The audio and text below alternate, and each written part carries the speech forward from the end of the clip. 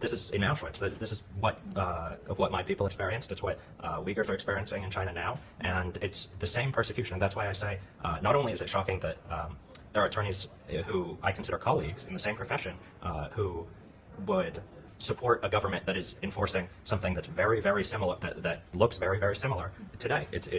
I mean, I've already said it. It's a disappointing thing, and in one way or another, attorneys get a bad rep, as they say.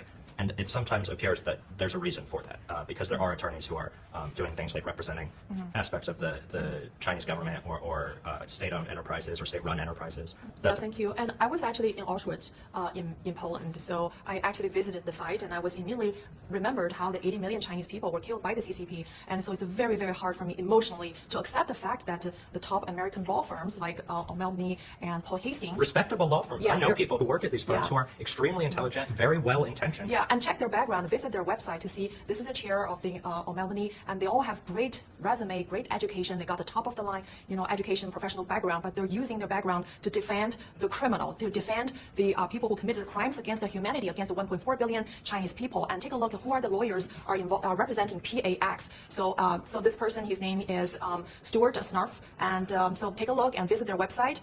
He's part of the PAX team.